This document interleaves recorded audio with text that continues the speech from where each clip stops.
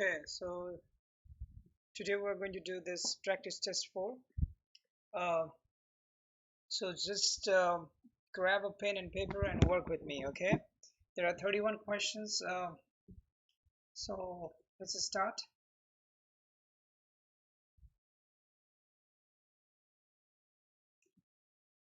The first question is find the value of the function. The function is a piecewise function. As you can see that the function is -3 when x is 1, and for rest of the value of x, the function is -half x plus 2. So to find out this value, you just plug x equal to -1, +1, and +5. As you can see that when x is 1, there is only one value, so you don't have to plug it. It's already given, that is -3. And now for the -1, you have to use the top part. Plug x equal to -1 here. So let me just do it. Problem 1. The function is given. The function is -half x plus 2. So to find out at -1, just replace this x by -1. So negative times negative is positive. So 2 plus half is it's a 2.5, 2.5. So you can say 2.5 or 5/2. That's the same thing. So just put it here, 5/2 or 2.5. And similarly for finding the value at 5, just replace this x by 5. So it will be -5/2. So that will be function at 5 is -half times 5 plus 2, which is -5/2.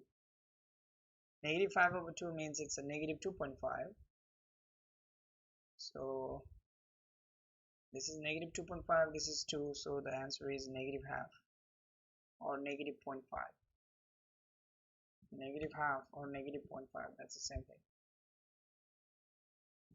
So that's right. So you need to find the domain. Domain means the value on the x-axis. As you can see that it's start at -4, including -4, and it goes up to -2. There is a gapping from -2 to +1, and the graph starts from +1. Remember, domain means you look at the the x values. So it starts from 1 and it goes up to 3, but 3 is not included. Circle means not include. So when I try to write down the domain, the first one would be -4, and I am using bracket because -4 is included. It goes up to -2, and then after that I have to use the union because there is a gapping. So, and we are going to start at 1. So 1 bracket thing because the dot, it goes up to 3, and parenthesis because there is a circle. So that's the x values you have on the graph. For the y value, you look at the y axis. The graph is start at -5, including -5, and the maximum value is +4, but not including +4. So -5 comma +4. So that's the range.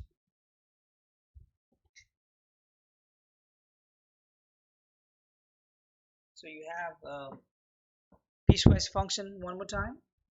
As you can see that there are so many pieces, 1 2 3 4 5, and you can see that the domain is from -2.5 to -1.5.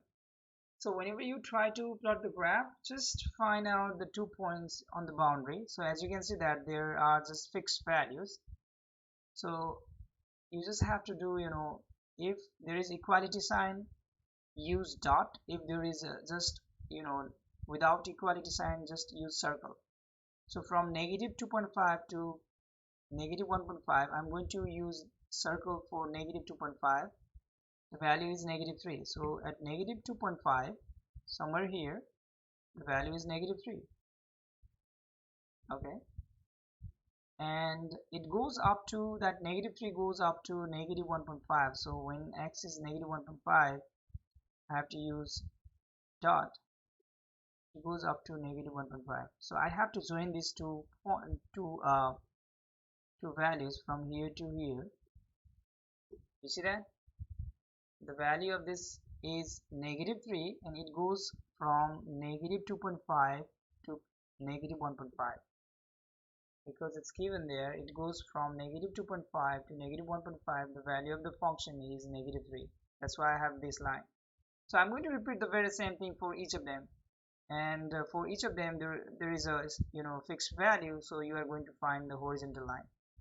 So here I'm going to use open circle at negative 2, at negative 1.5, so somewhere here, and I'm going to use the dot at negative 0.5, and I'm going to just join them by using the same idea. Keep going. The next one is starts from negative 0.5 but open circle, and then value is negative 1. That's why it's here on this line. It goes up to 0.5. This time there is no equality sign, so you have to again use a circle, open circle. So go up to 0.5. So join them from here to there. Keep going. Here when x is 0.5, so including 0.5, so you have to use the dot. The value is 0. So at 0.5 the value is 0, so it goes on the x-axis. You go up to 1.5 but not including, so circle, and you're joining these 2 points using this line. Finally, when x is 1.5 including 1.5, so I have to use this dot. The value is 1, so I have to go to the 1. This is 1, and then I have to go up to 2.5, so 2.5 is here. So I'm just going to join these 2 points. Okay, so as now you can see the value of the function from negative 2.5 to negative 1.5, it's negative 3. From negative 1.5 to negative 0.5, it's negative 2, and keep going. Okay, check it. Great. So let's go to next problem. You can see that there is a boundary point negative 1. To the left of negative 1, this is the function you are going to use. To the right of negative 1, this is the function you are going to use. So what you have to do is you have to pick a point to the left and to the right of that boundary point. What I'm trying to say is,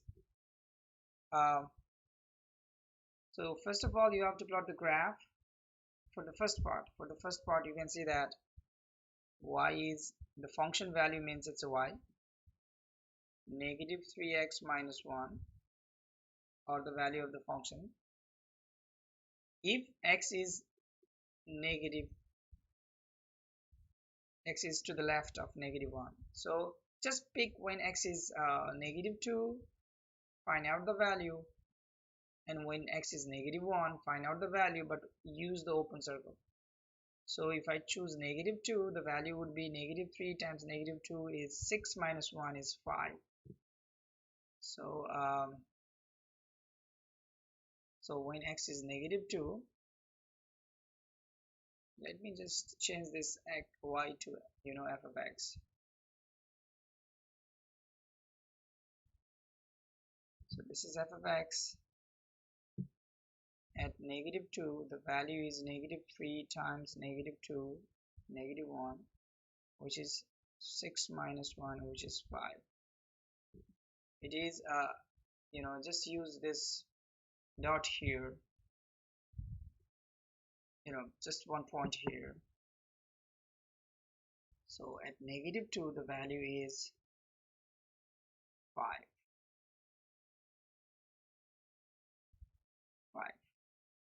Okay, and this line, this is the straight line, it goes up to negative 1. So let's find out the value of the function at negative 1, but keep in mind this is not included, so we have to use the open circle for that. So at negative 1, negative 3 times negative 1, it is 3 minus 1, it is 2. So now I have to use negative at negative 1, the value is, I have to use circle, because it is not included. Circle value is 2. Okay, so now my line to the left of -1 goes through these 2 points.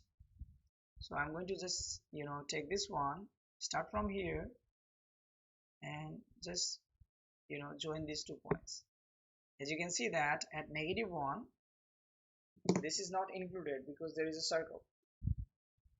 So you always need to find out the value of the function. Even it's not included, you always have to find out and use the circle. Okay, you can do the same thing to the right. You always have to find the boundary point when x is -1. Put x is -1 here. So this time the function value is different. -x plus 1 for x is greater or equal to -1. So find out when x is -1. So that will be 1 plus 1 is 2. So when x is -1, the value is 2, but this time it is included, so you have to use dot. When x is -1, the value is 2. Okay, so that's the same point. And now we need some other points. Let's say to the right. I'm going to pick 0 because 0 is to the right of -1. So when x is 0, it is -0 plus 1, which is 1. The value is 1. Value is 1. Okay, so now I just have to join these 2 points, starting from here, going through this point. So that's the graph. Now as you can see that if you see there is no break or no jumps, then that's called continuous function. So yes, this is continuous, no jumps and no breaks. Okay, correct. So let's go to next problem, problem 5.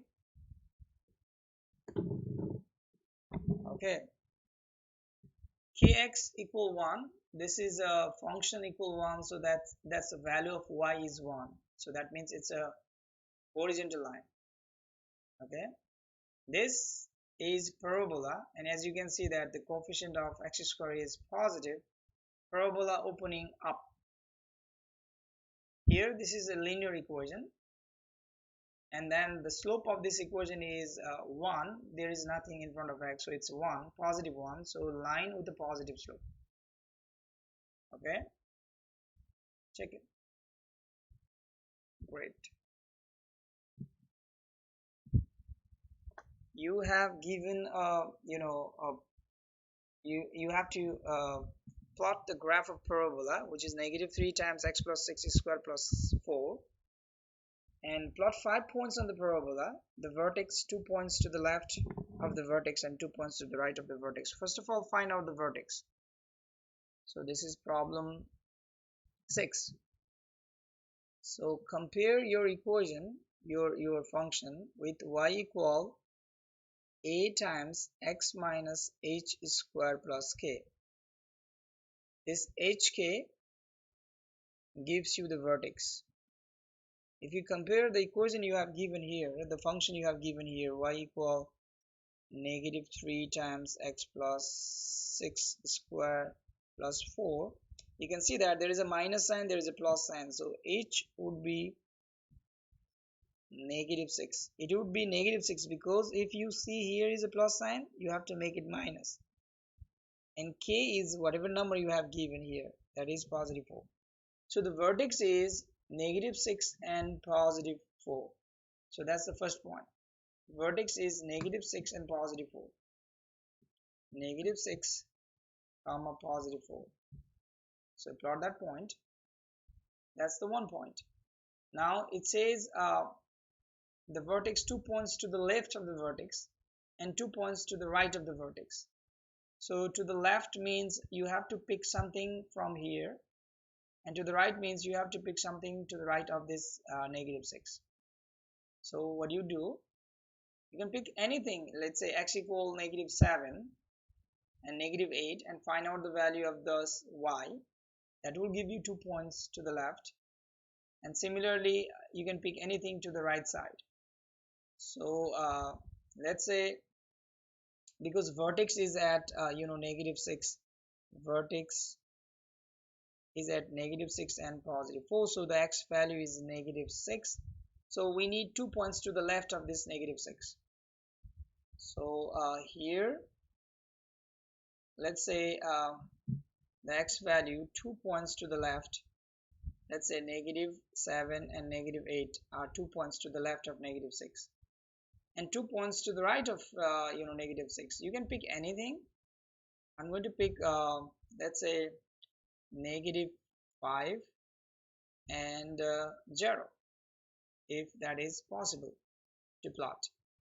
Okay, so what is the value of y? The value of y can be found by using this,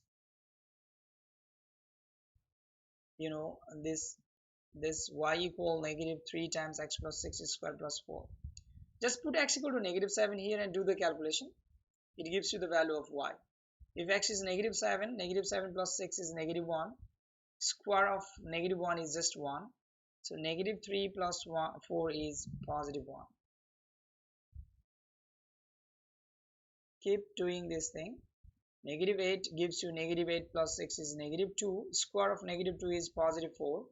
4 times -3 is -12. -12 plus 4 is -8. Okay, that is possible. So -5, one more time, it gives you -5 is 1 square, that is -3 plus 1 is 1. If you put 0, it will be 36 times -3, which is very huge number. Huge means there is no space to plot here. That's why the 0 is not practical point. So pick something else. So let's pick, instead of 0, let's pick -4. If we put -4, we're going to get -2 square, which is 4 times -3 is -12 plus 4 is -8. So as we know that this is the parabola, so it should be symmetric. So that's why, as you can see, that at -7 the point is 1, the y is 1. At -8 the y is -8. At -5 the 1. At -4 the value is -8, and that's not possible to plot. So I'm going to plot these values: -7, -1. So -7, it should be, sorry, +1. So let's go back here. At -8 it should be it's -8, and keep going. At -5 it's 1. It's 1. And then very last one is at -4, it's -8. So as you can see that this looks like a parabola. So now you just have to, we plotted 5 points, 2 to the left of this vertex and 2 to the right of the vertex. I'm just going to choose this one, and by doing that it will just automatically join these 2 points. Okay, right, so let's go to next problem. So the graph of a quadratic function with vertex 1, -4 is given below here. Find the domain and range. Domain means what x values you can pick. As you can see that for the parabola, if there is an arrow, that means domain means you can start from anywhere to the left to the anywhere to the right. So that means domain would be all real number. And how do you write that? You start from -infinity to +infinity. That's the domain. Range is the value of y. As you can see that there is no limitation down here, but this graph goes up to, as you can just zoom in here, -4. That's the maximum value, including -4. So the range is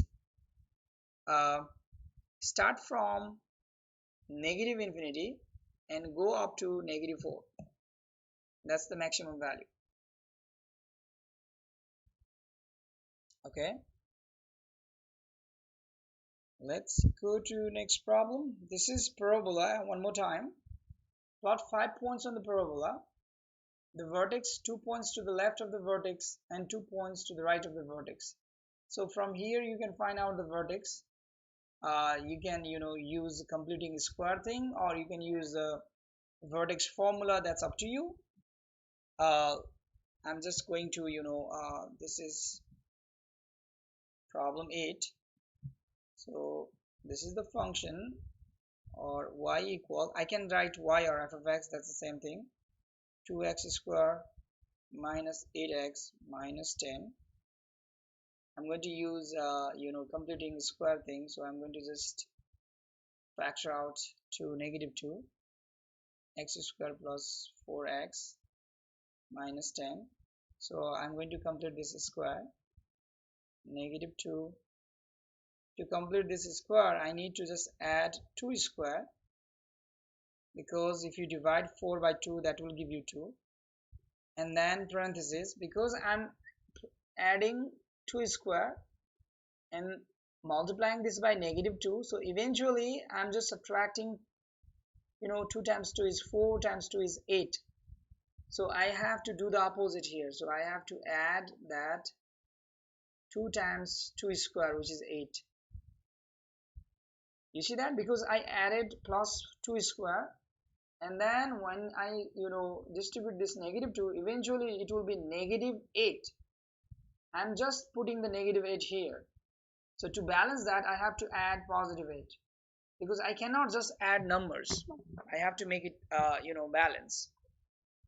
By doing that, now you can see that it will be -2 times, this is x plus 2 square plus 8 minus 10, it is -2. So this is vertex form of the parabola. So if you compare this one with 8 times x minus h square plus k, you can find the vertex h comma k, and as you can see that there is a plus sign and there is a minus sign, so you have to make it minus. So the value of h would be -2, and k is as it is, which is -2. So the vertex is at -2, -2. Okay, so I'm going to plot that point at -2, -2. But we need 2 more points to the left of this vertex and 2 more points to the right of this vertex. So we know the vertex is at -2, -2. So find out the 2 points to the left of the vertex and 2 points to the right of the vertex. So 2 points to the left of -2 is, let's say x is -3, let's say -4, -3, and to the right, so -1 and 0. So these are the 2 points to the left of this vertex, and these are the 2 points to the right of this vertex. So when you put x equal to -4 in the given this value, y equal -2x square, -8x, -10, or maybe this vertex form, it's up to you, whatever you feel comfortable. I'm going to use this one, -2 times x plus 2 square minus 2. I'm going to put x equal to -4 here, and the very exactly similar kind of problem we did before. So I'm just going to put x equal to -4 here and do the calculation. So -4 plus 2 is -2 square is 4, -8, so 4 times 2 is -8, -10. If I put -3, that will be -2, -2, -4. If I put -1, that will be -4. If I put 0, that will be negative, just put 0 here. 4, -8, -2 is -10. So as you can see that these are the points we need to plot: -3, -4, -1, -4, 0, -10. And we know that this parabola is symmetric. So as you can see that these 2 points are symmetric with axis of symmetry.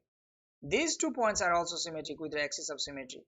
And you can see that when I plot them. So just plot these points at -4, -10. At -4, the value of y is -10. The next point is in -3, the value is -4. The value is -4. At negative 1 the value is negative 4. Once again, negative 1 the value is negative 4. So you see that this point and this point, they are symmetric with respect to axis of symmetry of parabola. Finally at 0 it's negative 10. Negative 10. So just plot it and just use this click, and as you can see that this is the parabola and facing down, and that makes sense because the value of a is negative here. Check it. Great. Let's go to next problem. So this is the graph of parabola. We need to answer these questions. Does the parabola open upward or downward? It's downward. You can see that. The x-intercept means the point where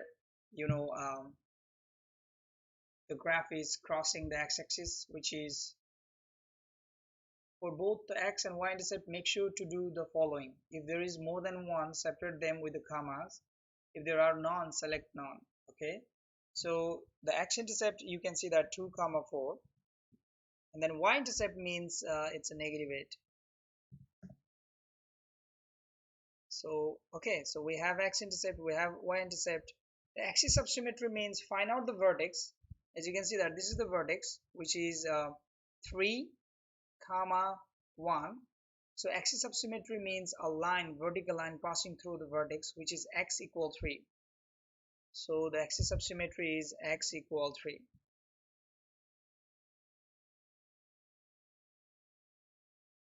Finally, coordinate of the vertex is, you can see that it's a 3, 1. So this is vertex 3. At 3 the value is 1, so 3, 1. Okay, so let's check it. Great.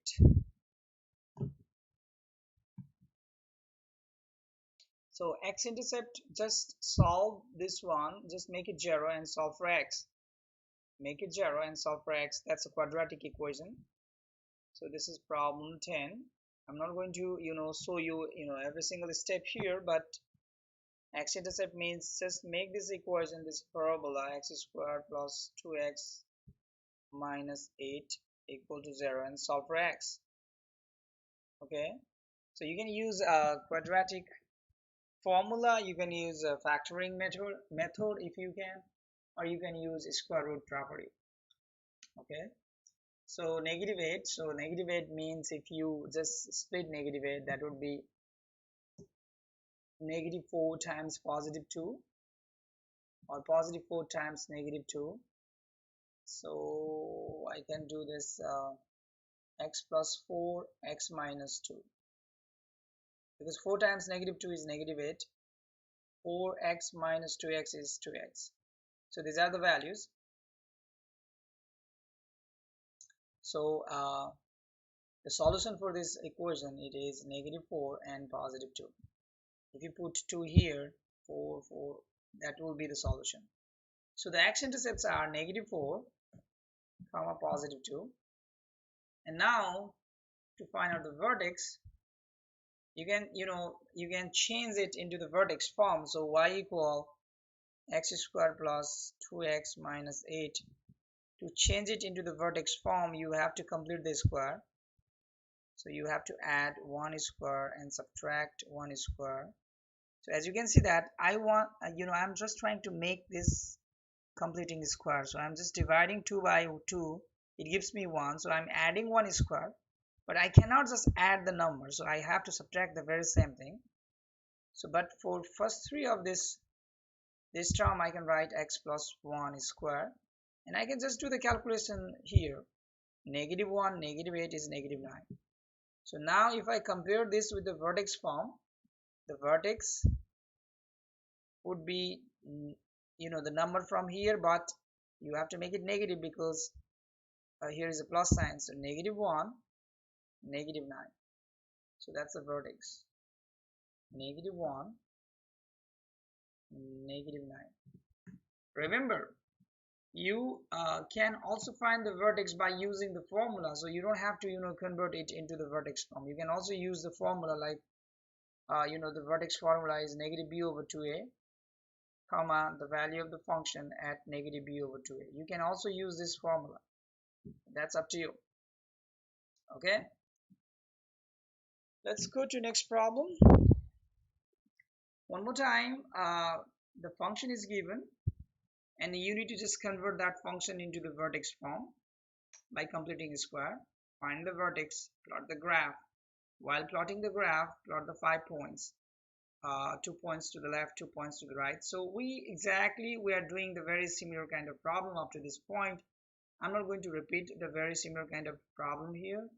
Just go back and see how we did problem 10. It is exactly like problem 10. Okay, so I'm going to skip it. Let's go to problem 12. Okay, this is the word problem, so be careful here. Read the question carefully. A supply company manufactures copy machine. The unit cost C. C is the function of cost function. The cost in dollars to make each copy machine depends on the number of machine made. If X machines are made, then the unit cost is given by the function this. What is the minimum unit cost? Keep in mind, the problem like this, even you don't understand the question or whatever they are saying, if you try your best, read the question 1 time, 2 time, 3 time, but basically they are just asking you find the minimum value of this quadratic function. So when you are dealing with a quadratic function, keep in mind quadratic means parabola.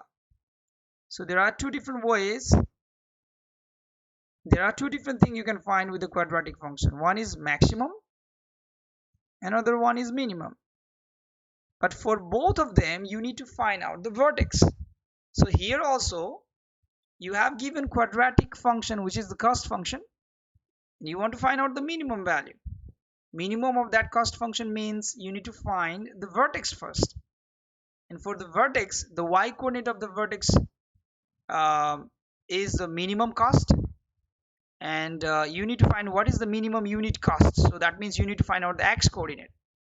So here what you can do is just write down the function c of x, which is that cost function, which is 1.1 x squared plus minus 418x minus 418x, and finally there is a number 50,459. 50,459. So compare this equation with the standard equation of the parabola, which is ax squared plus bx plus c. That's the standard equation of the parabola. Now you can see that a is 1.1, b is negative 418, and c is this value, which is 50,459. Because you are looking for the minimum, you are looking for the vertex, you are looking for the x coordinate of the vertex. So there is a formula for finding the x coordinate of the vertex. That is, the x coordinate of the vertex can be found by using negative b over 2a formula. So just plug the value of b, which is negative 418, and divide it by 2 times a, which is 1.1. So use your calculator. This negative times negative becomes positive. Just divide 418 by 2.2. So I'm going to use my calculator here. You can do the same thing. 418 divided by 2.2 is 190. So this is the x coordinate of the vertex. You can also find the y coordinate, but for this particular problem you don't need the y coordinate, because they are just asking you what is the minimum unit cost. Minimum unit cost, let me see. Oh sorry, okay, you need to find the y coordinate, because the unit cost, minimum unit cost, is actually the value of the cost function. So we found the x where the cost function would be minimum, which is 190.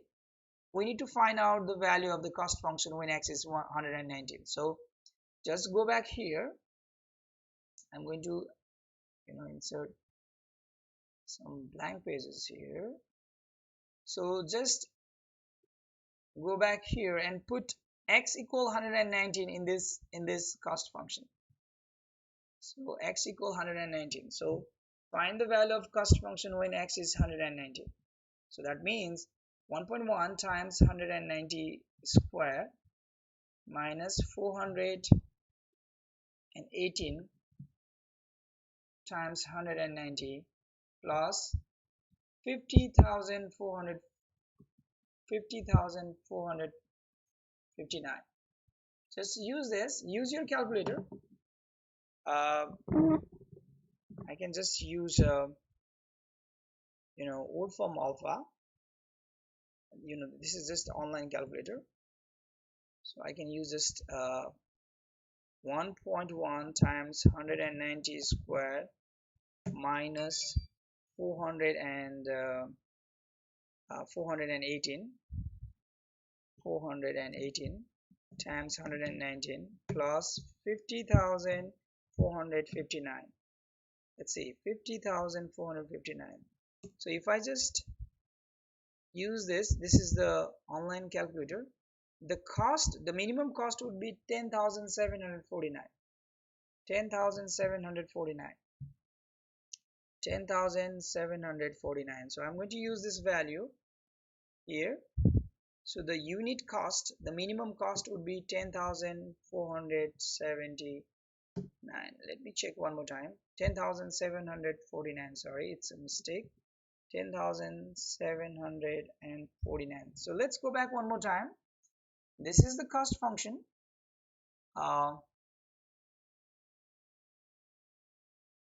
To manufacture 190 machine, that is 10,749. Let's check it.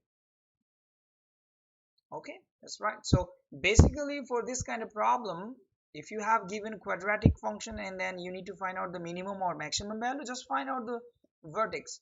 Sometimes they ask you the x coordinate of the vertex, sometimes they ask you the y coordinate of the vertex. In this problem they are asking you the cost, meaning the functions. That's the y coordinate. That's why we found the y coordinate. Okay, so let's go back one more time. So let's go to the next problem. Problem 13. Find the range of the quadratic function. So range. So remember, if you are dealing with the quadratic function, it's always possible to find the range. There are only two different kind of quadratic function, and this is problem 13. Either your quadratic function would be look like this. In this case, the range would be from negative infinity up to this point. That's the maximum value. If you have quadratic function of parabola look like this, in this case your range start from here, the vertex. No matter what quadratic function you are using, you have to find out the vertex, and based on your quadratic function you can find the range. Like in this problem you can see that a is positive, so the graph would look like this.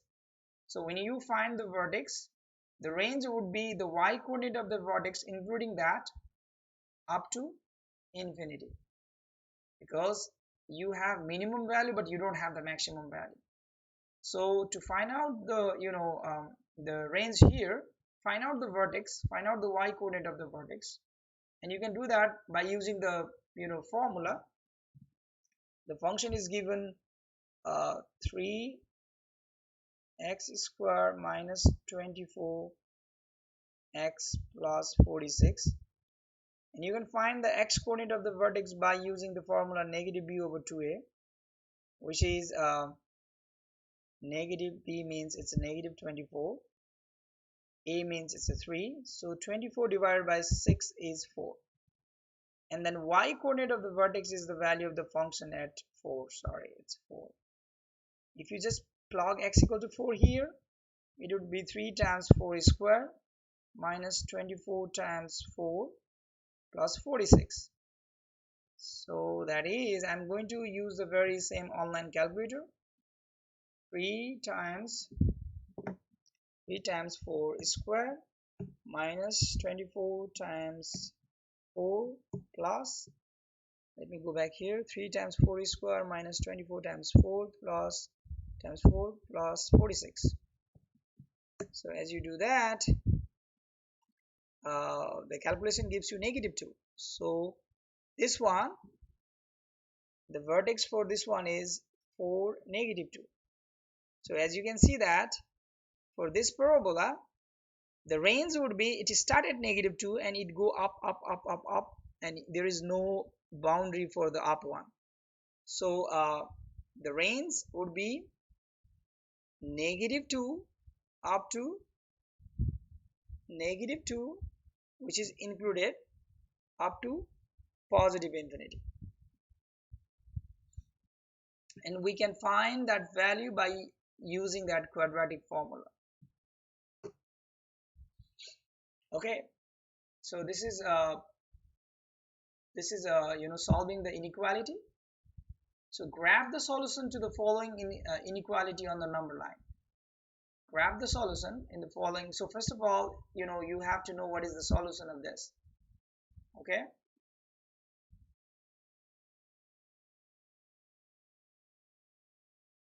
Okay, so to solve this inequality, first of all, let's go back here. I'm going to add some extra pages, let's say. Okay,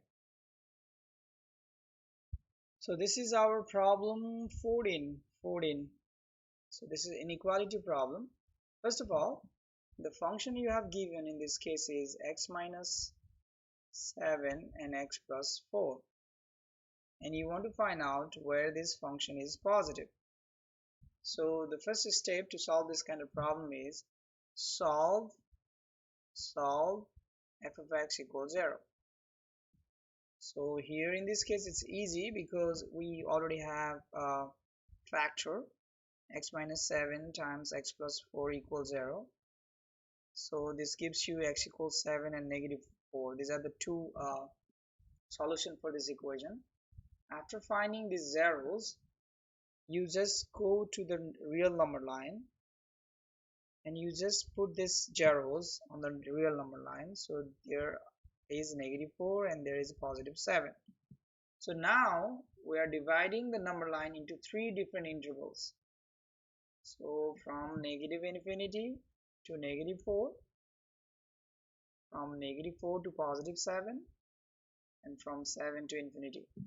We need to check the value of this function on each of these intervals. If the value of the function at one point of this interval is positive, then it's positive on that interval. So for that, we need to find the testing point. So I'm going to choose one testing point from each of these intervals. Okay, so from here let's pick -5. That's up to you, whatever you want to pick, but I would just pick the simple one. From here 0 is here, that's why I would pick 0, and from here maybe 8 is the simple one. Now we just need to find out the value of this function at these 3 points. If the value of the function is positive, then the function would be positive on that interval. If the value of the function at this point is negative, then the function would be negative on that interval. So let's do that. Find out the value of the function at -5, and as you can see, the function is x minus 7 times x plus 4. I'm going to calculate this thing for the first one. -5, -7 times -5, +4. If we do the simplification, it is -12, -1, that is +12. The meaning is the function is positive on this interval. Okay, so the function f of x is positive on -infinity to -4. We're going to do the same thing at 0 to find the value of the function at 0 by using that function x minus 7 times x plus 4. If you do that, it will be 0 minus 7 times 0 plus 4, which is eventually -28. So the meaning of that is the function f of x is negative on -4 to positive 7. Finally, find out the value of the function at positive 8. That's our another testing point. That will be 8 minus 7 times 8 plus 4, which is positive 12. So that means the function is positive. The function is positive on positive 7 to positive infinity. So from this observation we can see that the answer for this inequality is this interval and this interval. Okay, so how do you do that? How do you plot that? So from this negative 4 is here, and go to the left side, and positive 7 and go to the right side. So from here to here, that's the left side, from negative 4 to negative infinity. That's our this interval, negative infinity to negative 4, and positive 7 to positive infinity. So positive 7 to positive, okay, this is not, okay, let me go back here, negative 4, positive 7, and this is what I'm going to use, positive 7, and to that side. Why it's not, and then here, okay, it's not working for me, I don't know why. So let's go back one more time, negative 4 and this direction, so negative 4 and somewhere here. Now positive 7 and this direction, so pick here positive 7 and somewhere here. What is this? So I'm not picking this middle part, I'm just picking on the left side and then right side. Okay, I don't know why it's picked. I'm not doing that. From positive 7 to somewhere here, it's picking everything. I don't know why is that. From positive 7, let's pick something on this part.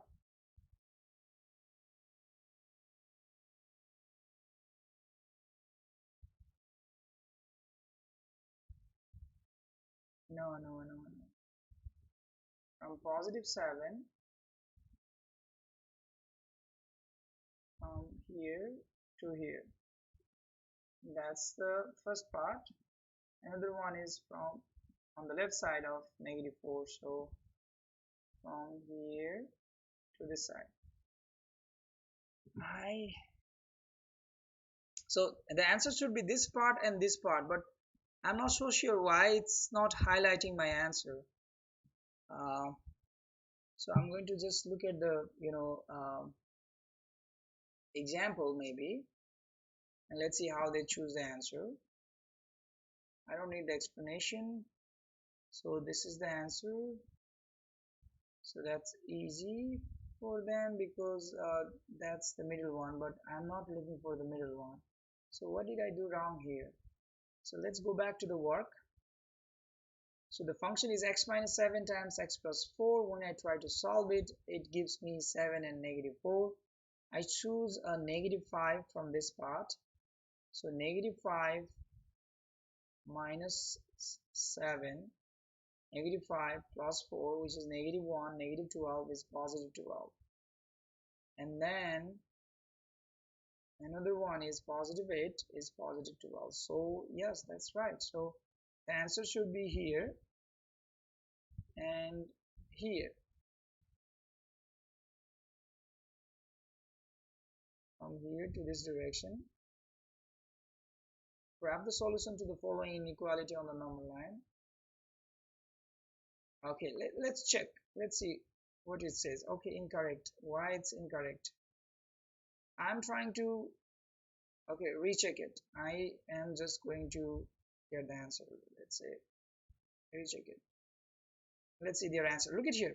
This is their answer, and I was trying to do the same thing, but they did not let me select the right option, and there is no option available. So basically, the answer should be on the left side and then on the right side. We got the right answer, it's a uh, what is that, this interval and this interval, as I mentioned, from negative infinity to negative 4 and from positive 7 to the positive infinity, but there is no way I can select that thing. I don't know why. Okay, so I don't know. So let's go to the next problem and let's see if they have a similar kind of problem here. Graph the solution to the following inequality on the number line. So let's try to do this one. X square minus 2x is less or equal to 8. So that's problem 15. X square minus 2x is less or equal to 8. So whenever we try to solve this kind of inequality, we have to bring everything to the left side, and then we have to make the right side 0. And now this is our function, f of x equal x square minus 2x minus 8. And the first thing we have to do is, we need to solve f of x equal to 0, which is x square minus 2x minus 8 equals 0. If you try to find the factors here, this is x minus 4 and x plus 2. Negative 4 times positive 2 is negative 8. So x equal to 4 and x equal to negative 2 are the two values. Let's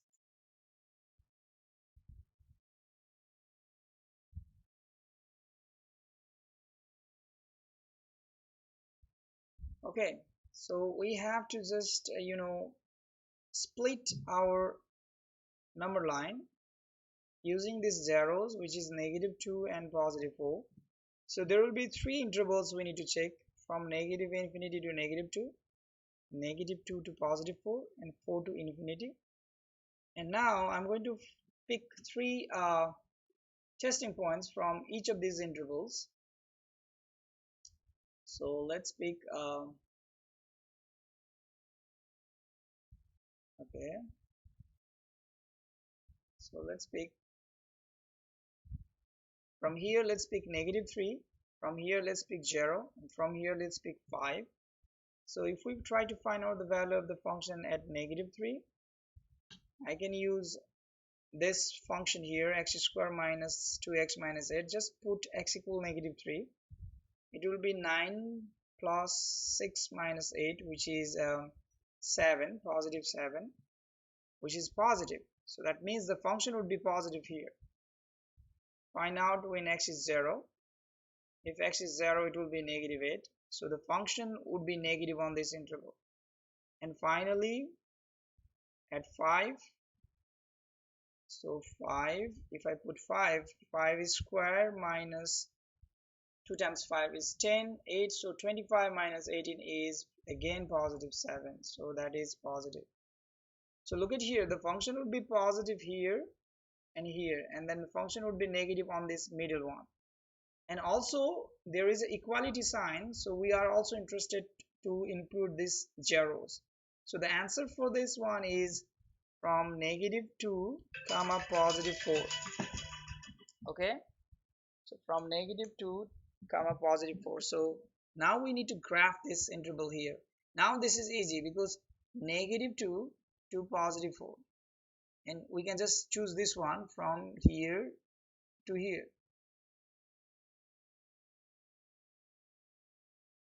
This is our right answer. Okay, from negative 4, okay, why is that? From negative 4 to positive 2. Let me go back here. From negative 2 to positive 4. From negative 2 to positive 4.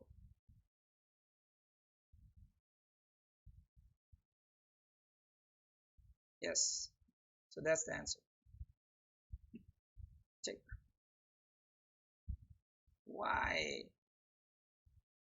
Okay, recheck. Yes, we got it. So maybe in the previous problem I did not select it properly.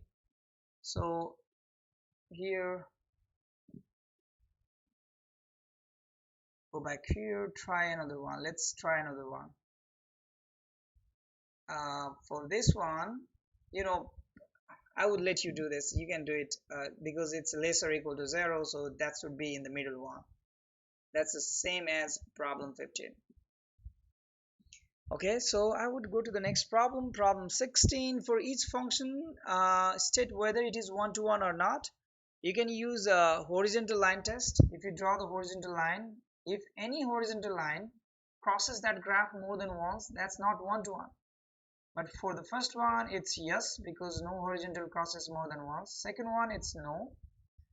Third one, you can see that the horizontal line, you can see here, the 3 points, they are on the same line, so it's no. Here, again, it's no, because you can draw a horizontal line here and it will crosses the 2 points. This one, it's yes, because no horizontal crosses 2 points. And here this is also yes, because all these points are on different horizontal line. So let's check. Correct. Go to next problem, problem 17. We need to find out the value of the function at g of x, which is composition actually. So f of x is given, g of x is given. What is the value of f at g of x?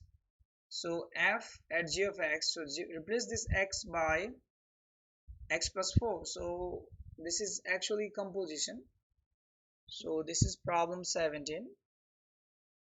F of x is x minus 4. So the value of the function f at g of x. So look at the f of x. Wherever you see x, replace that by g of x. Since we know g of x is x plus 4, so after simplification it gives us x. So this is x.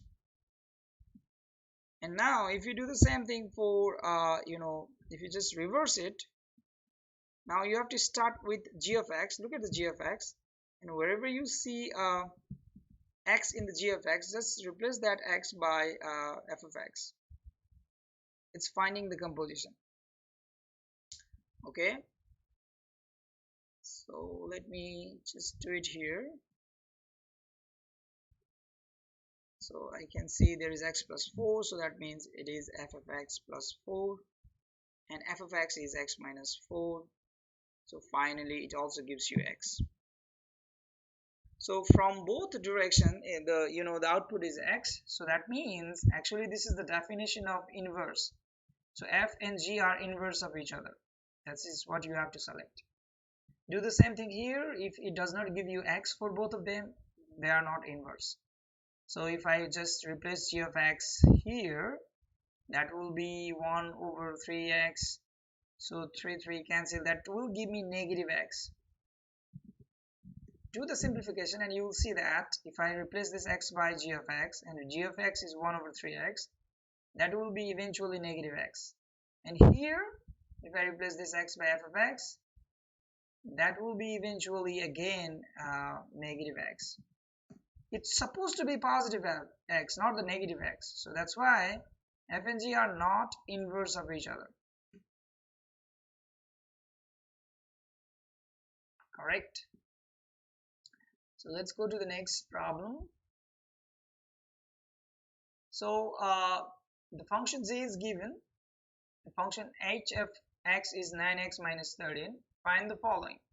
Z inverse negative 9. So look at here that the function z at negative 9 it is 2. At negative 1 it is negative 9. At 2 it is positive 9. At 4 it is positive 7. So this is one-to-one function. So finding inverse is possible. So inverse of negative 9, it's a going back process. Okay, so what does that mean is, let me just show you here. This is 18. This is how you have defined g of x. There is a domain, there is a range. At negative 9, the value is positive 2. At negative 1, the value is positive negative 9. At positive 2, the value is 9. And at positive 4, the value is 7. So this is g of x. If you want to go back, which is z inverse, That's the G inverse. So you want to find out what is G inverse for negative 9. So for negative 9, going back gives you negative 1. So that is negative 1. Okay. For H inverse of x, first of all you need to find out H inverse of x. And then only after that you can find out, yes, that's what you need to find it, H inverse of x. So for the first one, it's just going back process. At negative 9, it gives you negative 1. That's why the answer is negative 1. For the second one, to answer that question, you have to find out the inverse. And there are a couple of steps you need to follow to find the inverse. First of all, you have to write down your function as a using x and y. And then that's first step. The second step is you have to just switch x and y, meaning this equation becomes now x equal 9 times y minus 30. And finally, you need to solve for y. So for solving for y, I'm just going to add 13 both sides. That gives me x plus 13 equal 9 times y. To find out the value of y, I just have to divide both sides by 9. So eventually it gives me x plus 13 divided by 9 equal y. So this y is actually H inverse of x. These are the steps we need to follow for finding the inverse. So H inverse of x is x plus 13 over 9. X plus 13 over 9, okay? X plus 13 over 9. Finally, the H and H inverse, because they are inverse of each other, it always end up with the same input. So the answer would be 5. Even without calculating it, we can do it. Just check it. Correct. Let's go to the next problem. It's already 1 hour, 1 minute, 2 minutes. So let's go to next problem. F of x is given. We need to find out the F inverse. And for F inverse, you are going to follow the same steps. I'm going to do one more problem like this. If it asks me the again inverse, then I'm not going to do that. Okay, this is problem 19. F of x is equal to x plus 5 cube. For finding the inverse, always write down y equal x plus, replace this f of x by y, and then after that just interchange x and y. That will be now x equal y plus 5 cube. Now solve for y. Solving for y, you have to get rid of this cube, so just take cube root both sides. And now just find out the y.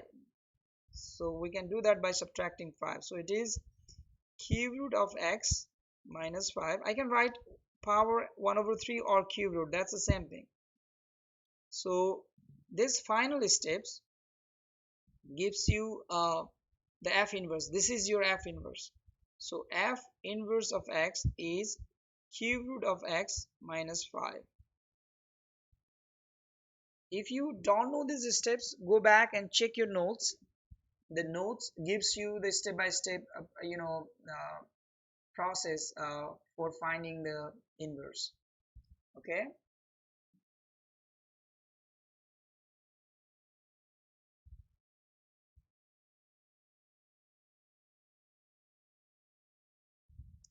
so let's use this answer here. So our F inverse of x is cube root of x minus 5.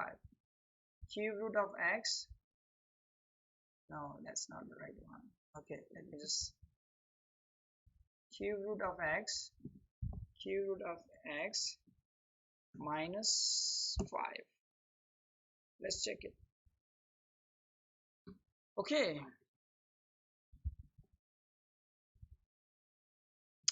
so here you can see that you need to find out the H inverse of x, where H inverse is the inverse of H. So I'm not going to find that one.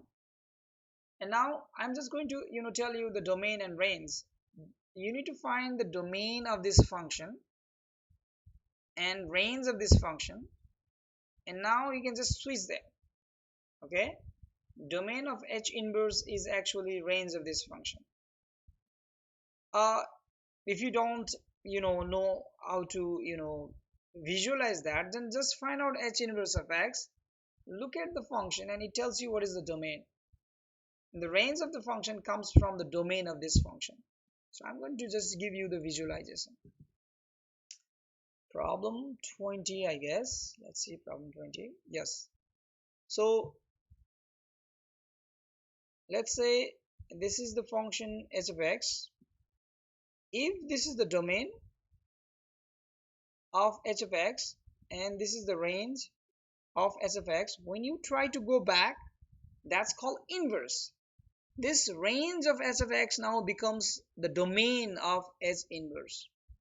This is now domain of h inverse. Okay, so if you know, so for finding the domain and range of h inverse, you can use for finding the range of h inverse, you can use the domain of h of x. For finding the domain of h inverse, you can use the value itself. Okay, so first of all, let's find out what is the domain of h of x here. The domain of h of x is all real number except -2, because -2 makes the function undefined. So the domain of h of x is all real number except -2. What is the range? We don't know, but the range of h of x is actually the domain of h inverse. So let's find out h inverse first.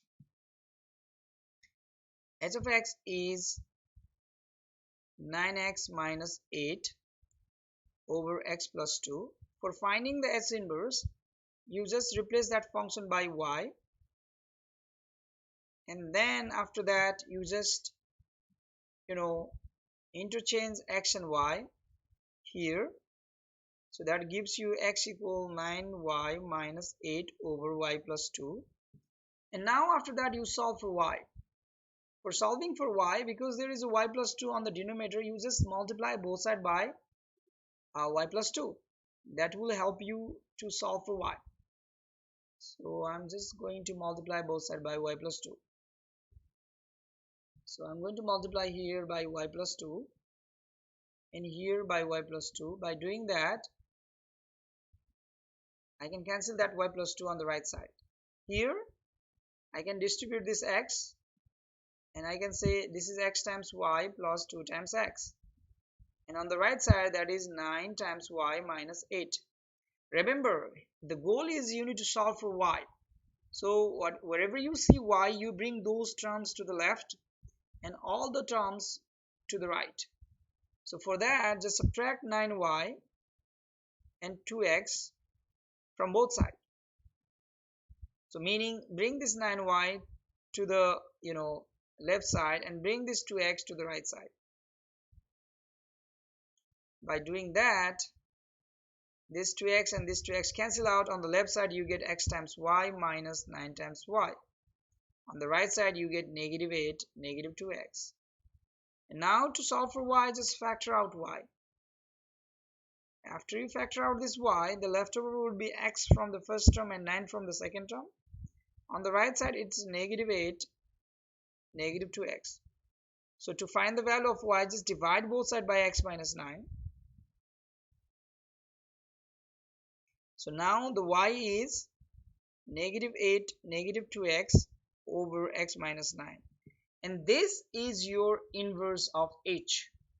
This is the inverse of h. So h inverse of x is -8, -2x over x minus 9. So by looking this function, you can see that the domain of h inverse of x, domain is all real number except 9, because 9 makes this function undefined. So let's answer the question. Let's go back here. So this range is actually the domain of h inverse of h, which is all real number except 9. You see that? All real number except 9. So now we have answer for everything.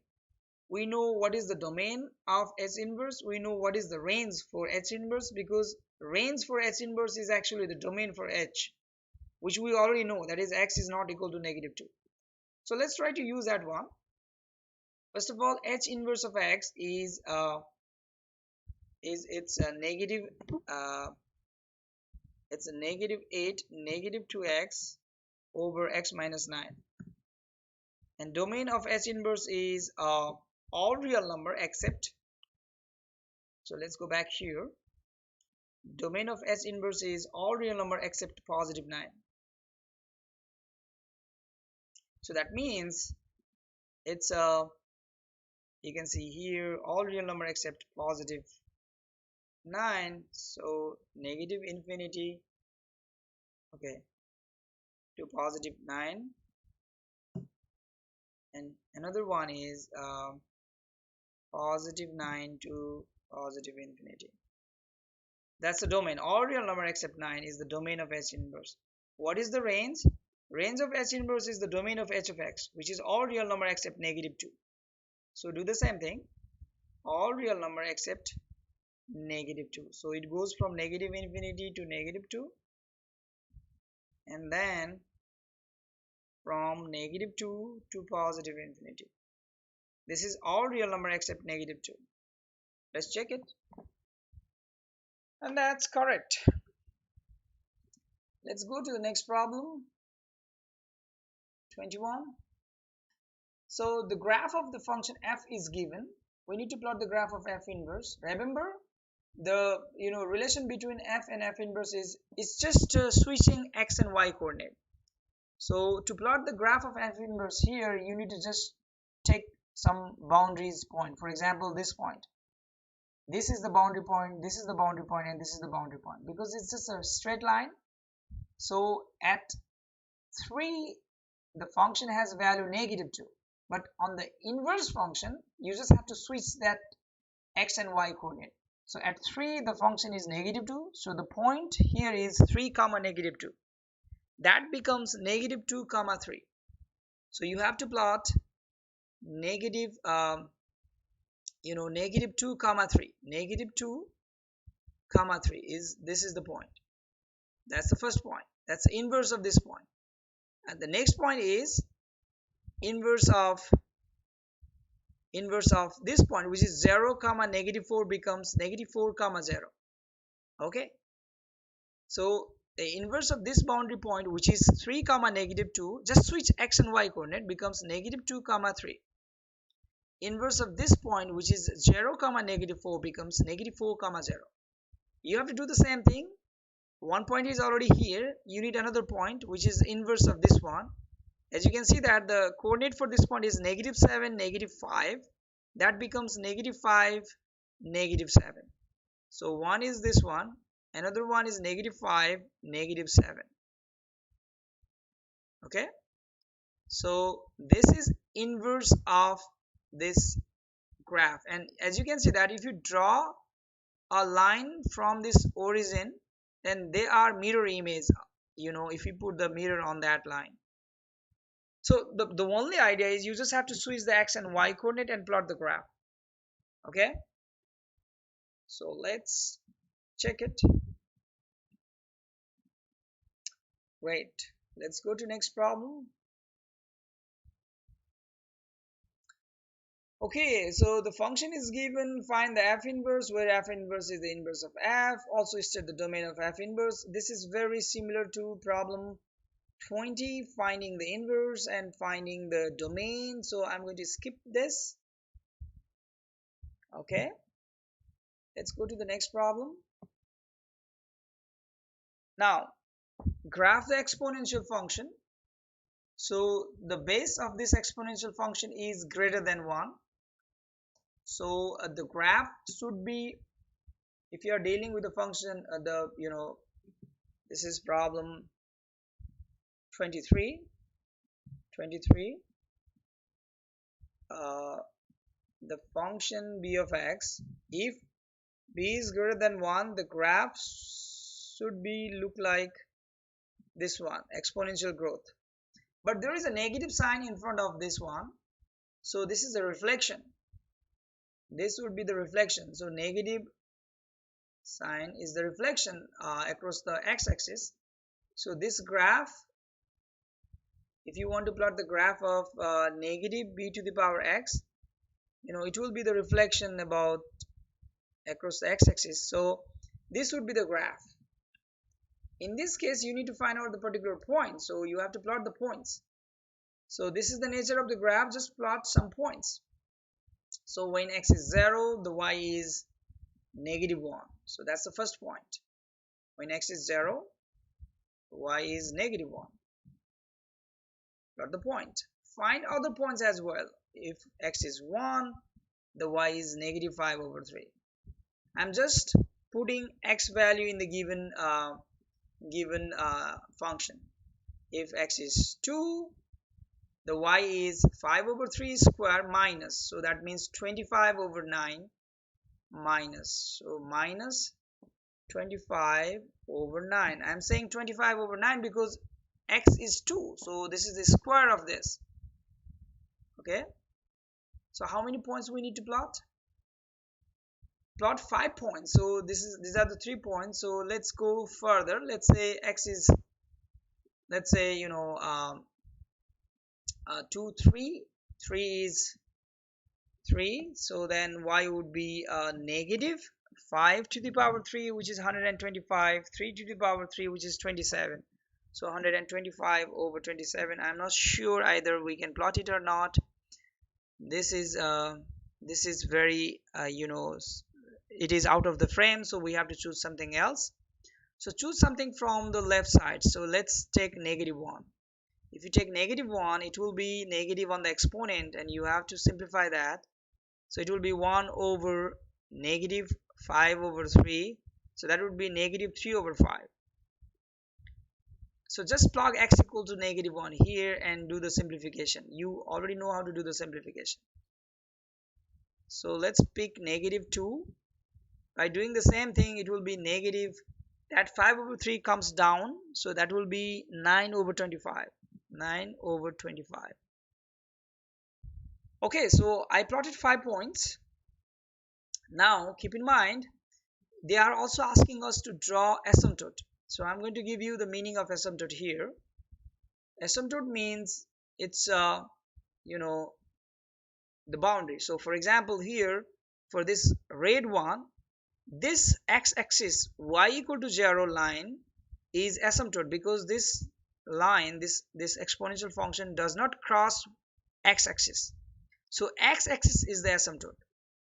So similarly, this graph does not cross the x-axis. So if you want to draw the asymptote, you just have to draw a line, so horizontal here, because this graph does not crosses the x-axis. Okay,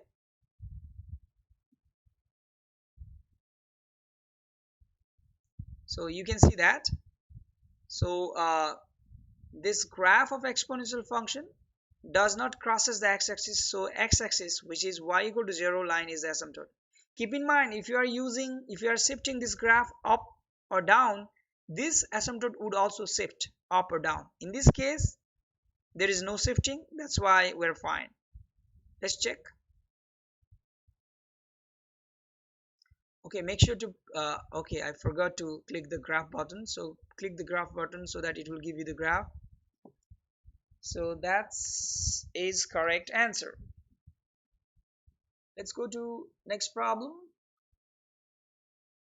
Okay, here you start with the graph of y equal to the power x, and now you have to use the transformation. It's just shifting 3 unit to the left, 4 unit down. So you can see that, I'm just going to talk one more problem like this, and then after that, so you start with the 2 to the power x. This is problem number 24. Problem number 24. You start with the 2 to the power x, you go to 2 to the power x plus 3, and then after that you go to 2 to the power x plus 3 plus 4. Basically what we are doing is, here we are starting with f of x, and we're shifting that graph to the fx plus 3, and then we're adding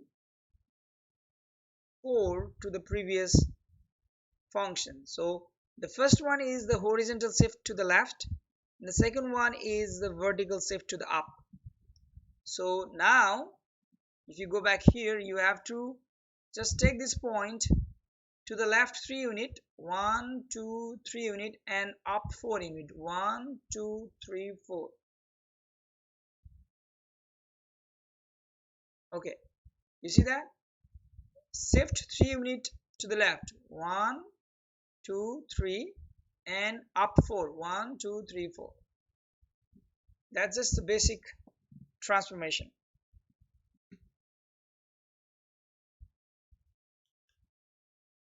Okay, just look at the graph and find out the domain. Domain is all real number, from negative infinity to positive infinity, because you can see the arrows.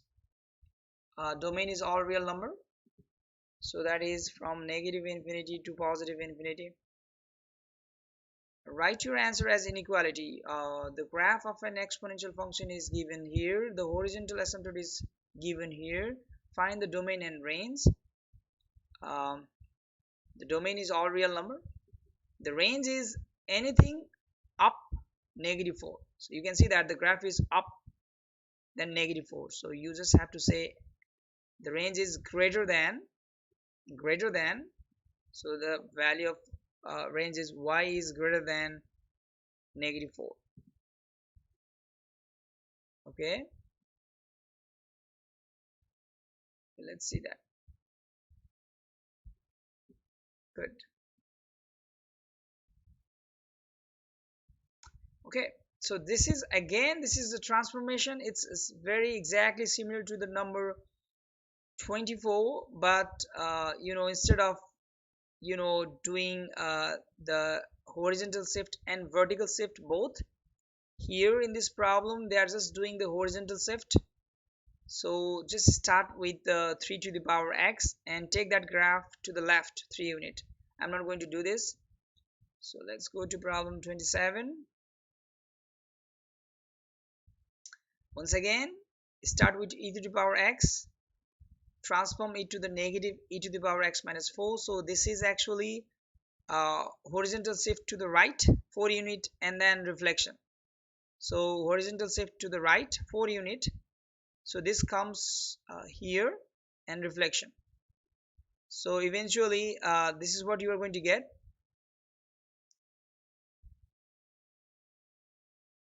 Okay, and then after that give the range and domain of y to the power negative e to the power x minus 4. You have to shift it 4 unit to the right. I don't know how to shift it. Maybe this one.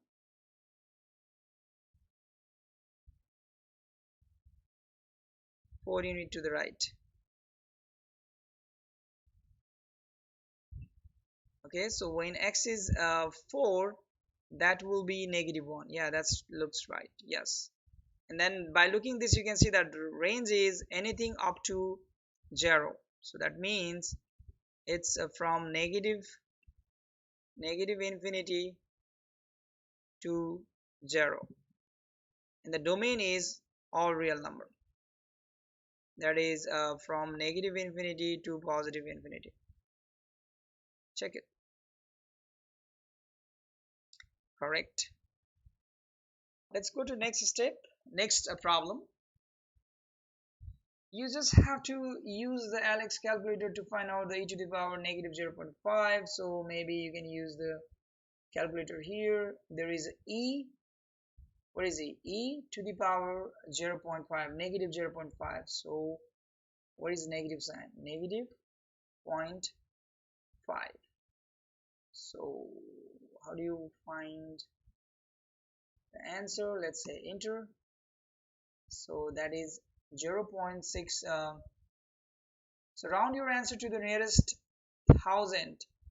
So that means 0.607. 0.60. You can see that 1000 is 6, but after that there is a 5, so it will be rounded to the next number. For this one you can do the same thing. You can just multiply 200. Okay, let's cancel it. 215 times e to the power 0.55 equal, and round it to the nearest 1000. So it would be 372.649. 372.649. So let's check it. That's correct. Let's go to next problem. Suppose that 2000 is loaned at a rate of 14%. compounded quarterly. Assuming that no payments are made, find the amount owed after 7 years. Do not round any intermediate computation and round your answer to the nearest cent. So okay, so for this particular problem you have to know the formula. This is compound n times a year formula. So let's go to use that formula. Let's say this is problem 29. This is the formula you are going to use. Amount after t years can be compounded by using this formula, p times 1 plus r over n to the power n times t. So in this case the principal is given, that's 2,000 bucks. The rate is given, that's 14%, but you have to write it in decimal form, so that is 0.14. Compounded quarterly, that means the n is 4 and time is 7 years. So you just have to use this formula for finding the amount you are going to pay after 7 years, which is 2,000. 1 plus 0.14, divide it by 4, n times t, that means 4 times 7 is 28. So you are going to use this, you are going to use the calculator to compute this thing. So let's do that. Where is the calculator? Okay, so we need to just type this thing, 2000 0.14 divided by 4 equal plus 1, and then power of that is 28, and then times it by 2000. Okay, I just calculated this thing, I just did this thing first, 0.14 divided by 4 and plus 1 and exponent 28 and multiply by 2000. It gives me 5240.3439. Round your answer to the nearest cent. So that means 5240.34 cent. 5240.34 cent. Check your answer. And that's right. Let's go to problem 30.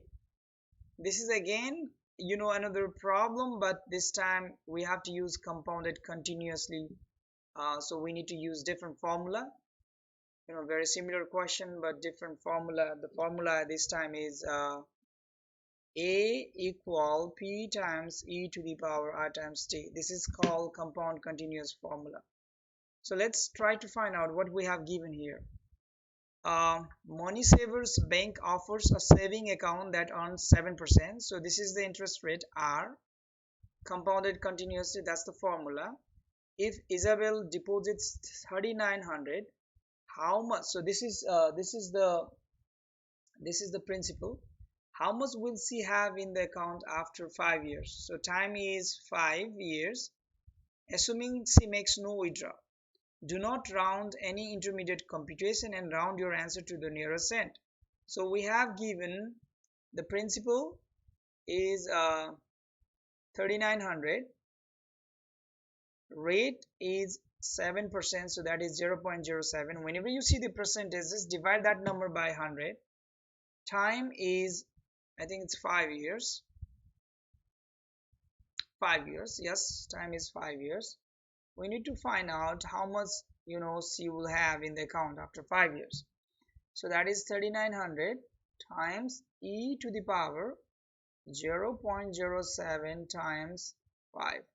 Just use this expression as it is on the calculator and that will give you the answer. So I'm going here, e to the power 0.07 times 5, and then times it by 3,900. So this is your final answer. Now round your answer to the nearest cent, so which is 5,534.36. 5,534.36 cents. Check your answer. That's correct. And the last problem, That's very similar problem. Compounded continuously, you have to use the same formula, A equal P times e to the power RT. And Mr. and Mrs. Flores hope to send their son to college in 11 years. So time is 11. How much money should they invest now? So this time you have to find out the principal. So you are going to use the same formula, but instead of finding A, this time you have to find P. So what you have to do is, that's 31. A equal P times e to the power RT. To find the P, just divide both sides by e to the power RT, and that will give you P equal A over e to the power R times T. So in this problem, the amount they want to have in their account is 8,000 bucks. That's what they want. The interest rate they are getting is 9%. So the R is 0.09. I'm just dividing that 9% by 100. Time is 11 years. So to find out the investment, just plug this value back here, which is 8,000, divide by e to the power 0.09 times 11. So just use calculator. Just copy this 0.09. So I'm just going to type it here. 8,000 divide e to the power 0.09 times 11. So you don't need this parentheses, but I just use that one. So this is the amount they need to deposit today or invest today, which is 2,972. Nearest, round it to the nearest cent, so that would be 2,972.61. So if Mr. and Mrs. Flores, they invest 2,972.61 cents in the account, which gives 9% interest compounded continuously, after 11 years this money will be 8,000. So let's check it. That's correct. So that's all.